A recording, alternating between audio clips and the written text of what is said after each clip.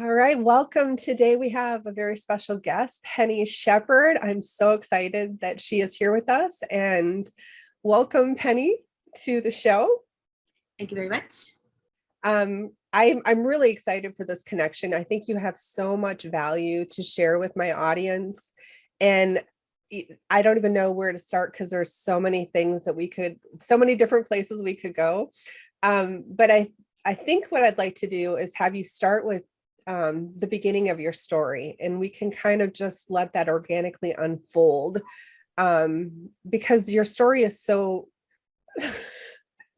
so you have such a unique story to the public, but maybe not so unique as in, I think that there's people who have had similar experiences than you that don't know that have yet to discover. I know personally, I've had some interesting things that I've unpacked in the last year or two. And I don't want to talk about that today because I really want this to be a focus on you. But I would love for you to start at the beginning, Penny, and kind of tell us who you are.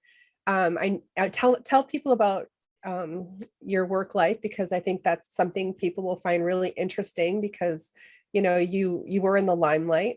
And if you could just jump in and wherever you feel called to start, let's get to know you a little bit and have you share your story at the very beginning. So hold on, folks. This is going to be a really interesting ride.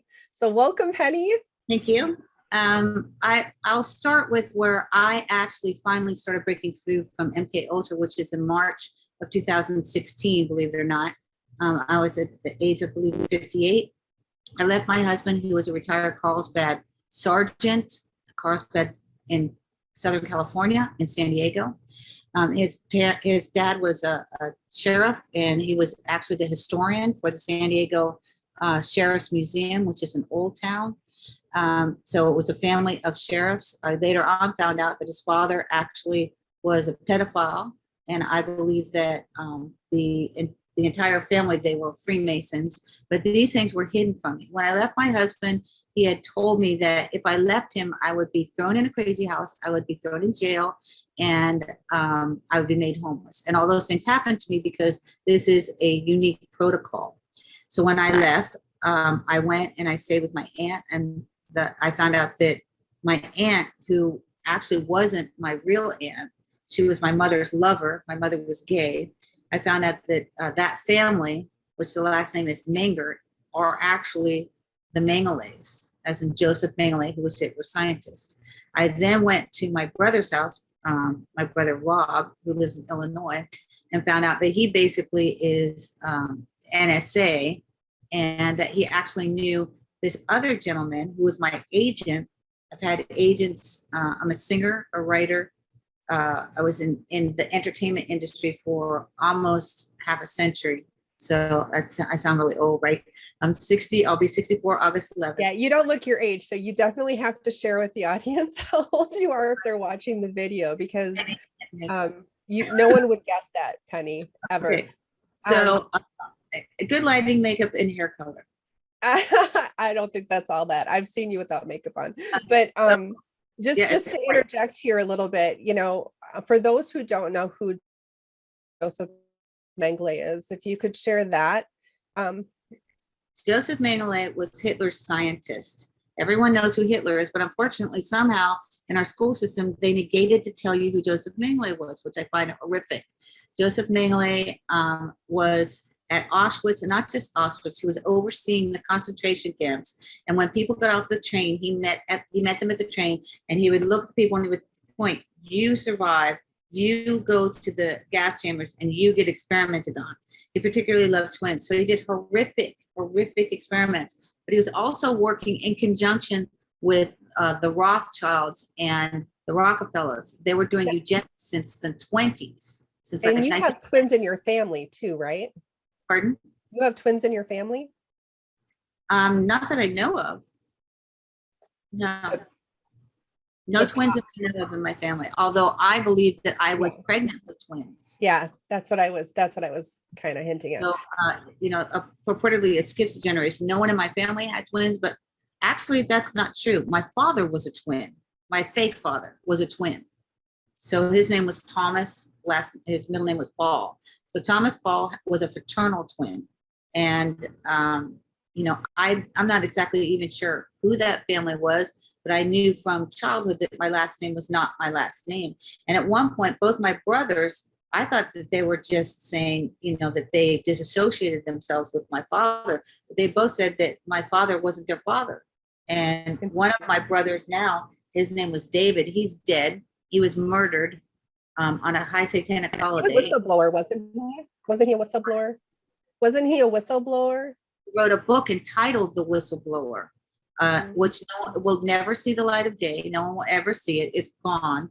There's a copy of it on the Copyright Office. If I want it, I will have to sue the Copyright Office. But that's not actually my priority at this point, because I promised my brother David that I would continue pursuing what he pursued. And that's what I'm doing. So his book was about the Vatican, about Bush, and about my evil family, who I came to find out that the family that I grew up with was not actually my family. I'm not sure how I became part of this family. I believe I was either given to them at the hospital, or that through IVF, in vitro fertilization, I was implanted either in Joseph Mengele's wife was Irene Schoenbein, but she had divorced Joseph by that time. Then he married Martha Mengele, who was his brother's widow. He married her July 17th, 1958, and I was born August 11th, 1958. So they were doing these boys from Brazil experiments, and they were creating, Joseph Mengele created a twin town of all these twins. They love twins because of their psychic abilities. So is it possible that I might have actually been a twin with someone? Yes, it is. It's possible that that they made us all like you would make muffins in a muffin tin and make a dozen muffins. They make a dozen babies, and they clone them from. What they can actually do is, if you watch The Boys from Brazil, if you haven't watched The Boys from Brazil, and they explain to you, they take the ovum, they take all of the DNA out of the ovum, and then they can put in there the select DNA that they want. So if they were cloning Hitler, or they were cloning Joseph Mengele, they would have a DNA sample of him, and then they would be able to create a zygote with an electric impulse. Then that's how they actually activate it. So I believe there are many boys from Brazil that were created like upon thousands, and I believe that the person that I found out was my brother is one of those. What I find really interesting about this, just as a personal note, is I grew up in a really rural area, and I knew of at least 3 different sets of twins in a very, very small area that all lived within, like, I'd say 10 miles of me. So I just find that really fascinating when you talk about twins, because I grew up with that just being very common. Twins were everywhere, really. Across the street from us, they were called Sharon and Karen. And I came to find out that where I was raised, I was born in Hollywood Memorial Hospital in Hollywood, Florida. And Hollywood, Florida is a sister city to Hollywood, California. But I believe that the place that I lived, Ives Estates, was actually a paperclip project. There were a lot of Germans there. There were twins there. So it was like a farming town. It was off of Ives Dairy Road, off the 95 in Florida. It's called Ives Estates.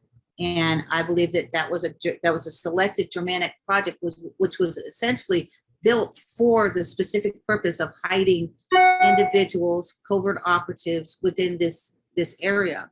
So I actually found out that they're making movies about us, and I found out that there's a little girl named 11 in Netflix Stranger Things, and that's actually me. Now, while that is me, I'm not the inspiration of the Duffer Brothers. They don't even know I exist, but I am the actual real 11. So I'm trying to figure out how they know so much about me. I was pregnant in 1983, in May of 1983, and they took those viable fetuses. They had the ability then, which doctors will say they didn't, to utilize an artificial womb. They've just come out now with an artificial womb, meaning they've had this advanced technology, but not availed to the public or even to doctors in the scientific community. And so I was pregnant in May, and they took the babies, I think, in July. the Duffer brothers were born in February. Now, am I going to go out there and say, hey, they're absolutely my twin boys that I knew that I had with blue eyes and dark brown hair, dark black hair is what I saw? No, I'm not going to say that, but I do wonder how they know so much about me. And I know that they don't know me, they don't know I exist, but yet they're writing, literally writing about my life. And so it's a little disconcerting to try and put it all together. You know, many people will find it incredulous. I have a blog. It's Shepard, SHEPARD, and then the word entertainment dot blogspot.com. And I have a chapter called The Green Minds. An individual in Canada wanted to write about me and said, hey, you are 11 in Stranger Things. He said, I'd like to do some documentaries on you. He said, you know, about 6 minutes. I'm like, I can't do this in 6 minutes. So I'll just write you, I'll just, you know, post a bunch of threads so that you can look at them and you can understand that's actually me. And I found this out after I had been declared enemy of the state. So let's go back. When I left my husband in March of 2016, and also God had told me I was going to be writing later on in life. Never thought it was going to be this, but I've talked to Jesus my entire life as a child. And that's the only person I've ever reached out to, Jesus and God. And they have held my back. And I've, you know, I remember when I was like 5, I had a business card that said I worked for God. So, you know, that hasn't changed. I still have a business card. It doesn't say I work for God, but I did get a little thing. And it's on another little necklace that said I work for the GOD. I work for God. Again, some things never change. So I've been a writer since I was a child. So let's go back to March of 2016 when I left my husband, and then I started doing research and I started finding out. I asked my agent, well, I'd gotten back in touch with one of my agents. I said, why do you look like Joseph Mengele? Why do I look like Irene Shumby, who married Joseph Mengele? And why does my murdered brother David, who wrote a book entitled The Whistleblower about Bush, the Vatican, and about my family, why does he look like Rolf, their son? Every time I see Rolf's still alive. Rolf was born, Joseph Mengele was born March 16th, 1911. And then his son, Rolf, was born March 16th, 1944, 33 years later. And then my brother David was born August 3rd, 1955. And then this person who was my agent, I found out is my brother, he was born March 19th, 1955. I'd never say his last name, but I refer to him as John. And John was my agent, and he had an affair with me in the 90s. In 2017, I talked to my very first husband, whose name was Steve Zenos. And by the way, Zenos means stranger. So I was literally Mrs. Stranger. And it's just so ridiculous, right? I was Mrs. Stranger, and I had a band named Stranger, you know.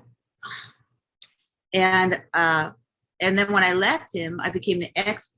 Everyone called him Mr. X or Dr. X because he was a psychologist, but he wasn't practicing, but he did practice at one point, and he ran his family's practice. They were psychologists, marriage, family, crisis counselors for 38 years. And I believe they actually worked with Jolie West. Jolie West was an MK Ultra, a psychologist. He killed an elephant with LSD to show you how nefarious and evil this guy was. He also worked with Margaret Singer. They both worked with Sidney Gottlieb, who was head of biowarfare. And they also worked out with Alan Dulles, who Alan Dulles was the head of the CIA under JFK, and JFK fired him. And JFK said he was going to smash the CIA into 1 million pieces.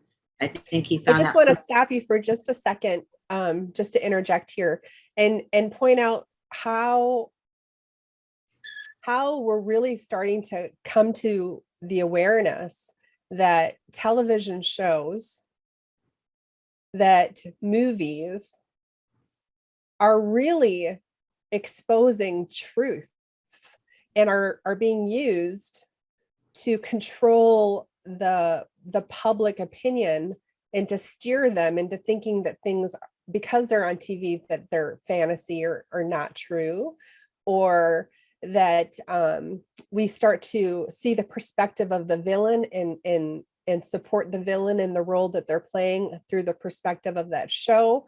So we're trauma bonding in many ways to the characters, how they portray them on TV. And, through WikiLeaks, through whistleblowers, through people who are discovering these things, that these truths are really starting to become clear. Yes. And and the admittance actually of people stating, the CIA stating that they're in Hollywood. So I just wanted to really speak to that while we were on topic here. I know you got so much to say, and you're used to, I would just say a primary example would be Zelensky, okay, who is the president of Ukraine. Zelensky had a television program called Servant of the People, in which he was a comedian that gets elected president. Do you think that that's just like a standing joke? Or do you think it was actually propaganda that he was working in conjunction with what I call the military industrial entertainment complex? Okay, it's the MEEC instead of just the military industrial complex. It works hand in hand with the military industrial entertainment complex. They are the Mockingbird Media. They are the DOJ.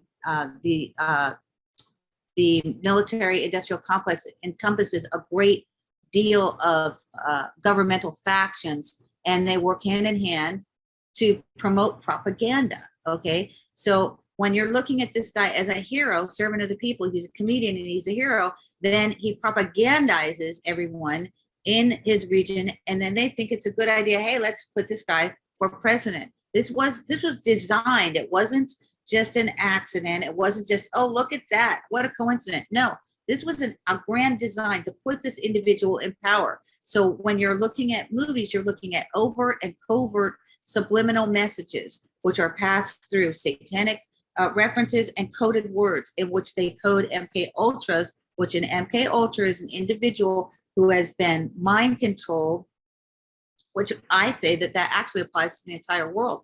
Now, there are many different kinds of MK Ultras. There are MK Ultras who were designed from birth. They were used as psychic spies. Some were used as remote viewers. Some were used as infiltrators for sex espionage, utilizing sex in the entertainment industry to do spycraft.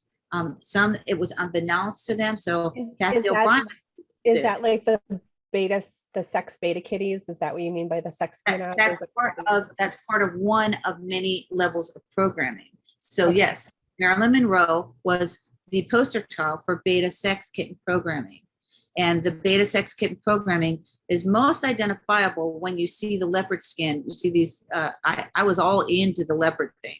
It's Me leopard too. Program. I have so much leopard skin. Like, I love the leopard print. That is the one print that I've always been drawn to. That's so funny. Okay. Well, funny, not funny, but anyway. That's beta sex programming, and it's international, by the way. So this is not like, oh, it's just America, or oh, it's just Russia, or oh, this is international. And it is a club of New World Order regime, which I would say it's the New World Order has been in existence for, centuries, since man enslaved man on this planet. That's what we're talking about. We're talking about enslavement through mind control. If you control the mind, you control the body, and you control everything thereafter. So I've written also a chapter on satanic pastors, because I know many of the huge mega pastors personally. And if you take a look at what they're doing, their Jesus is not my Jesus. Their Jesus is Cash App Jesus. So they're going to, like Paula White, who's now actually, she's married to Jonathan Cain, who my brother represents Journey as well. She's Paula White Cain. So she's actually a Canaanite. And at one point she had said, she did this prayer that we should abort all the satanic babies. I'm like, really? And I had talked to her on DM, and you don't even want to know what that conversation was. It was bad. But when you're charging people for prayer, you don't need any intercessors. You don't need a pastor to tell you what God is saying to you. This is my opinion. My opinion is that if you have something that you need to say to God, you talk to him here, right now, anytime in the day or the night. You have that connection to God. You don't need to be in a church to talk to God. You don't need to have a pastor tell you what God said to you, because he knew you when you were knit in your mother's womb. I think you can talk to him without paying for prayer. You don't need to pay anybody for prayer. These people are the Pharisees that are out there, And they're not only are they acquiring your finances, but they're acquiring your mind. They're telling you who to vote for, who not to vote for, what to wear, who to marry. You know, these are things these are alternate forms of mind control. Now, when you get deeper into what MK Ultra is involving, you find out that there's dissociative identity disorder and multiple personality disorder through the individuals who have been primed for this, either because they're going to put them in the entertainment industry and they want to control the brand, and they're making money off of you. It's all about money. Money is the false god, the false idol. So while you're out there idolizing these musicians and these Pharisees, these illicit pastors who you're finding out are sex trafficking your children, and they're living in mansions while many people go homeless and without food, and they're dying in the streets. Well, you know, you could, if you wanted to, you could actually tithe your money where you want it to go, as opposed to you give that tithe to the church, and that the elder board decides where that money's going to go. So part of it's going to go into the pockets of those Pharisees that are sex trafficking your children, and they're living in these mansions, buying yachts. You know, you see somebody like Kenneth Copeland, who effective, as far as I can tell, the man's a demon. And you look at these individuals they're making money off of you. Control your life. I look at Kenneth Copeland and I equate him to Bill Gates. They're just a different vein of the same, the same place. It are charlatans, okay? There are absolute charlatans. He did an interview with a woman from ET, and he's like literally trying to spell her with his hands, and I'm like, oh my gosh, look at this guy's face. He literally looks like a demon. And she's asking him, do you think it's right that you should have, these jets to fly everywhere and mega properties and at your disposal? And of course, they justify all the things that they're doing. I think that when they die, Jesus will say, I never knew you. You did all those miracles or whatever in my name, and collected funds like all the Pharisees. And he's going to say, I don't know who you are. That's just my premise. So back to MK Ultra. So when I left my husband in March of 2016, and I started researching, and then I started finding out more and more things about myself, I became declared enemy of the state under James Clapper. James Clapper was still, I think it happened under James Clapper because this was in 2016, so Trump hadn't run for office yet. And I ended up, after my husband, Steve Zenos, who was my first husband, I've been married twice, but I've lived with people before. And Steve, I called him and he told me that my second agent, John, who I slept with, was my brother, my biological brother. And I pretty much lost it. When I spoke with John, I said, you and I are related through the Baumgartner name. And he said, well, not all Baumgartners are related. And when the hairs on the back of my neck stand up, I know something's very wrong. And the hairs on the back of my neck stood up, and I got angry. And I said, well, actually, they are related. They're genealogically linked through the clan name. Now, are they blood related? No. And then because I found out that my grandmother's name was Baumgartner. And then when I started doing a little research on his family, I found out he adopted a daughter named Baumgartner. And then his natural daughter married a Baumgartner. And then he said, well, we don't have any Baumgartners in the family. And I was like, really? He just lied to me. And I said, your natural daughter married a Baumgartner. He says, oh, she divorced him. Oh, so now you don't have any Baumgartners in the family other than your adopted Baumgartner. So you see, this is what they do. And he will never admit that he's my brother. But I was told that by my first husband, who I didn't even know that these people knew one another. I didn't even know that they knew one another for like 58 years. So after he told me that, 3 weeks later, he died. Steve died of a heart attack. So that was Steve Zenos, Dr. Stranger, Dr. X, and I was Mrs. Stranger, Mrs. X. I lived in Ives Estates. The character's name is Jane Ives, as in Jane Doe from Ives. Cosbolt also was from Ives, Norwegian Ives. James Cosbolt was a super soldier. He wrote a book called Agent Buried Alive. It's free, it's PDF. As far as I know, he's still in a UK jail, but it's my opinion that he actually works for the Vatican. So he has a hit list of 40 names on that hit list. And Max Spears was one of those people. So Max is dead now, and James is in jail. As far as I know, he could have gotten out and been somewhere else. I'm in contact with a woman that he lived with for about 3 months. It was his girlfriend for about 3 months, and she doesn't talk to him anymore either. But she's a plethora of information. So I started researching, and then I got locked up in a crazy house for a year because I was an enemy of the state. And I was told by a handler who sex trafficked me out of there. He said, you don't know what you know until you know it. And I was like, really? More platitudes? But he was right. I didn't know what I knew. And then when I started researching, and before this happened, the person that took my brother's last script, the screenplay of Whistleblower, it's the one thing I had left, he took it, and he said, do you want to end up like Snowden and Assange? And I was like, I don't know what you're talking about. Why would I end up like Snowden and Assange? I don't work for the CIA. I don't work for the DIA. I don't work for the NSA. I'm a singer, for God's sake. And I've done many other things other than just be a singer, but that was my primary vocation. And then I took on other vocations to supplement that vocation. I'm also trained. I'm going to pause you right here, Penny, just to give the audience a moment to process everything, because for anyone who hasn't heard your story, I know your mind is blown at this point because there's so many oddities and connections. And it's just, hearing your story. I mean, I've heard it a few times already. And, once you absorb all the information, it's just astounding how you can connect the dots, right? And so just to kind of do a quick summary, just to give people a minute to just process that information.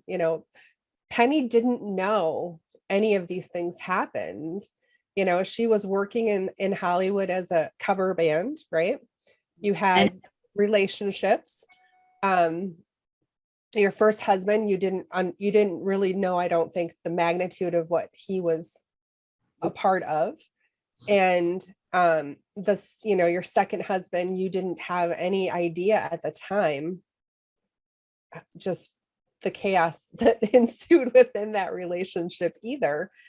And it wasn't until you were 58 years old that some of these memories started to break free, and you started putting connections together and then doing research, which, if you didn't know, if this is the first time you've ever heard of Penny Shepard, this woman is just the most incredible researcher that anyone probably on the planet.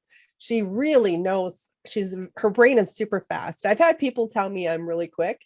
And after a conversation with Penny, it took me 2 days to just process. My neurons were on fire.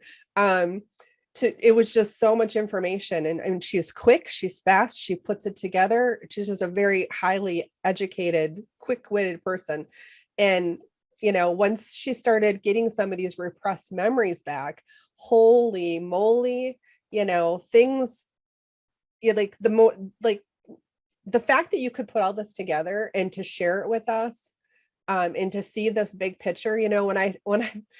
When I've taught classes in the past, one of my favorite things is to say God sees us from a 30,000 foot view. He sees the big picture. And, sometimes we have to walk in faith because God's just showing us a little bit at a time. But, Penny, we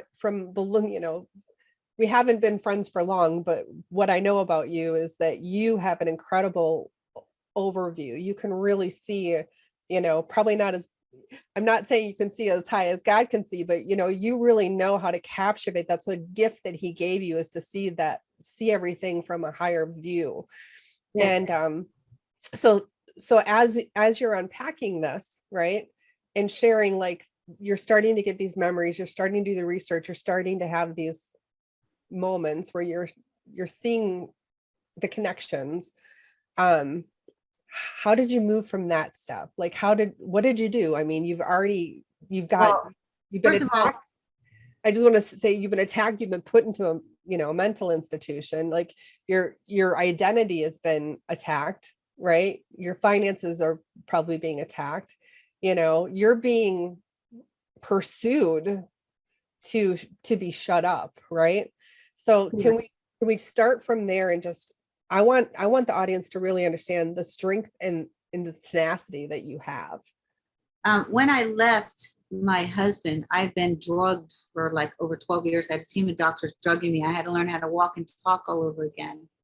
And I had to learn, I got erased from pretty much everything, from technology, from everything that I ever knew. I had to relearn everything again.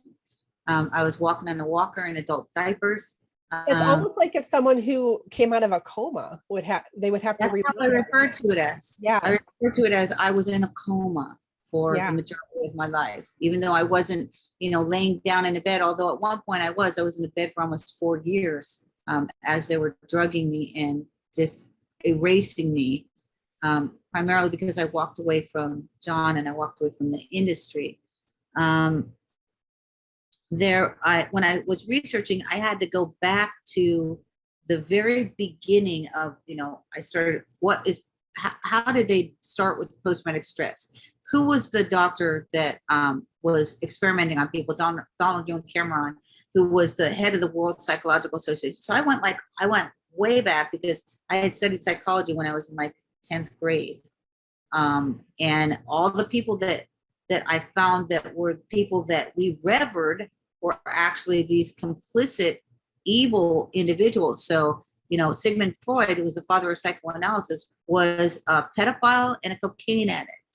And so when you start researching these people, who I had gone to psychiatrists and psychologists majority of my life, because when you're in the entertainment industry, if you don't have a psychologist or a psychotherapist, and they're like, hey, what's wrong with you? Why don't you have somebody that you're talking to, because you're doing in-depth analyses of certain characters. So as an actress, I'm a trained actress, and I've been trained since childhood.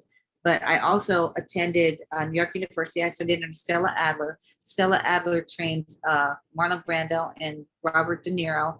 But when I go to start looking at the precepts of who they studied under Stanislavski, who was the originator of method acting. Then I looked to Stanislavski. Well, what did Stanislavski do? And Stanislavski, that wasn't even his name, but he was Russian, and he was funded by Lenin. And it took him 40 years to develop the method acting, but method acting actually is Russian mind control. So you have the acting arena, which is literally training you how to be a spy. It's training you how to infiltrate. It's training to actors are spies. So actors are, your presidents are actors. So Ronald Reagan said, I could not do this job unless I was an actor. And he's right. So you have these spokesmen that are out there that are well adept at media machinations and doing whatever it takes to get their message across and manipulate you through mind control. So manipulation is mind control. If they're manipulating the story, then they're manipulating you and you're following into their mind control. So you have a myriad of different manipulators. You have doctors, lawyers, Indian chiefs. You have your military. You have people that are in your own family that are military and secret in these secret societies, which you don't know that. So while I focused on my story and I know who I am and I don't need any verification, people are like, that's crazy. Hey, that's all right. You can think it's crazy, but I know the truth now, and I don't need anyone to verify or say that's not you or that's, insane or whatever. I know the truth. It's taken me majority of my life. I'll be 64 August 11th. So, you have your right to your opinion, but this was my life. I lived this life. So I can testify as to my life and what I lived. That's why I tell people, you need to now research who you are. As far as I'm concerned, I'm an infinitesimal little grain of sand on the beaches of this earth that's inconsequential. My life actually not consequential to your life. My life is my life. However, if I can help you research your life and find out that, some of the things, the little tips and things that I found out to lead me to my answers, then I will be more than happy to do that for you. But I will not take responsibility for doing your research. I'm just going to throw you out some little cards. And if you want to pick them up and research and go from that point, then that's okay. If you don't, that's okay too. I made a prayer in 2015 and I said, God, please reveal myself to me. And I basically laid down to die. I'd been with this individual for 25 years. I lived with him for 5 years. I was married to him for 21 years in 2017. In 2018, he died. And I thank God he died because he was very evil. So, I'm what you call a merry widow. I'm happy that this individual is no longer on this planet to hurt other people. And so, my journey again is my journey. If I can help you in your journey, if I can give you some little pinpoints or everything, you need to actually take the initiative. My prayer was, God, please reveal myself to me. That's a very potent prayer. If you want to know who you are, maybe you might want to pray that prayer. And I did. And I'm telling you, when I prayed that prayer, because I've talked to God my whole life. So many people are like, hey, we are Q. Where we go one, we go all. And I said, well, I don't follow Q. And where we go one, we don't go all. Where I went, Jesus went. Where I went, God was there. He was where we go one, we go all. That was Jesus and God, not Q. That's right. So And I just want to point out here too that, we need people, people need people like you who went forward in learning to do the research and pave the way so that people understand how to do the research, and understand how to get out of it. Because, as the veil gets lifted, some people need direction on what to do next, because some people are, deer in headlights, frozen, truth is stranger than fiction, guys. This is an interesting story, but, I can speak from personal testimony that, I couldn't make up the things that have happened to me and the things that I'm unpacking now. I couldn't make it up, how the connections go. And, that's part of my mission too in life. I feel like God's got a purpose for me to share, and give people a voice and a platform to get that voice and to take back the lamb, like we are God's children. We don't need to be ashamed. We don't, like, everywhere they've cast as a sheeple, and everyone, they've made being part of God's kingdom, something to be embarrassed about. And I want to take that back. And this is how we do it, is we get together with community. So just for final words, we're going to have you back. Will you come back? Because I think we've got we're at the tip of the iceberg. We haven't even gotten to what's behind the water yet. We've got so much to uncover here, but some final words, Penny,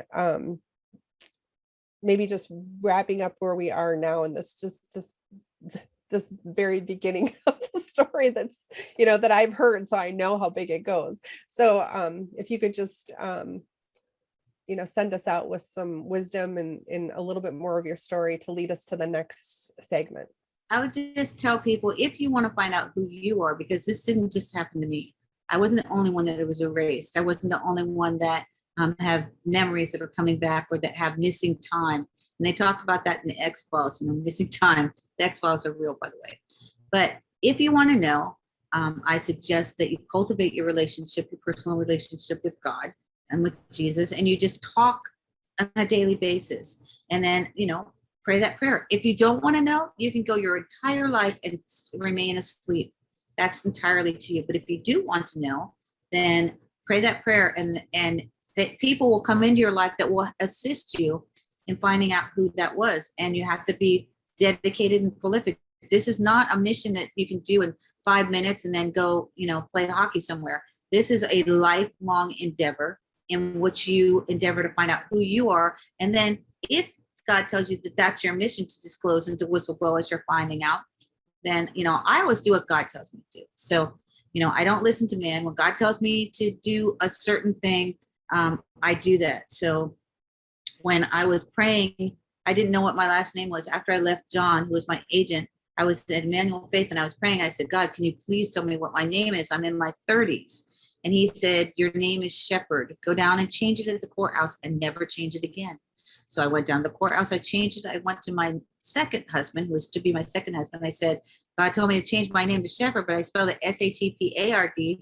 I think I spelled my name wrong. And he says, how did you spell your name wrong if that's not your name?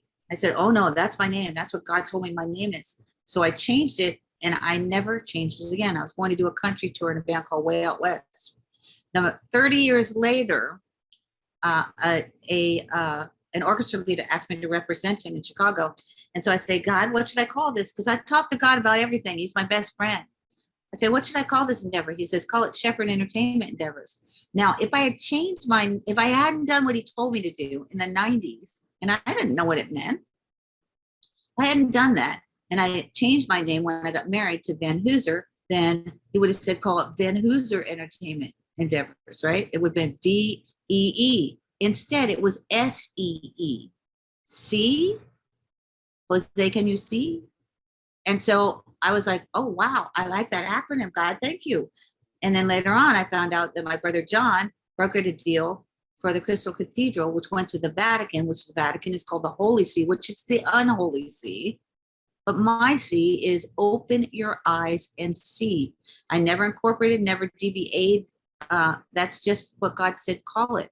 So it's just an endeavor. I don't make money off of any of the things that I do. I do what I do for free. I help people for free. If anyone wants to get in touch with me, please text my phone, say who you are or what your dilemma is. If there's anything that you think that I might be able to help you with, I won't answer unless you're my contacts. My phone number is area code 619-779-9771. If you want to get in touch with me with email, it's Shepard, SHEPARD. So I didn't spell it SHEPHERD. It's SHEPARD, which, by the way, it's the French spelling of shepherd. And I found out that the Shepherds married into my family and they spelled their name SHEPHERD and they changed it to SHEPARD. When God tells you to do something, I do it personally. I do what God tells me to do. I don't listen to man. So if you want to contact me by email, it's SHEPARD, the word entertainment @gmail.com. If you want to take a look at my blog, I've got some like 36 or 35 chapters on there where I'm doing work to expose Hollywood, which is called Hollywood. So I go by Agent X11 because I was married to Dr. Zeno, so Agent X, and I am 11. So I go by Agent X11, Hollywood dark journalist. I'm also on Dave Zublick's show on Fridays between 10 and 1. Sometimes I'm on at 11. So you can find me there. He's on the Dark Outpost is on Rumble. And then if you want to find my blog, it's Shepard and the word entertainment.blogspot.com. And my website is Shepard with a hyphen, the word entertainment.com, but it's not as updated. And that's pretty much it. Wow, that is so great. Thank you so much. I'm really excited to continue this. Yeah, I love the fact that you're speaking out and you're sharing your story and you're giving people encouragement, me included, to do the research, to get the courage to look at all of the things that are happening and to put the pieces together. Some of the stuff is easily discarded because you think, how could this be connected to that? But the truth is that the things that you think are not connected turn out to be the most substantial. So thank you, Penny. We're going to call it here for today, but I can't wait to have you on again. I'm sure we're going to get a lot of conversation and comments on this one. So you guys who are listening, feel free to ask, and we will see you next time, Penny.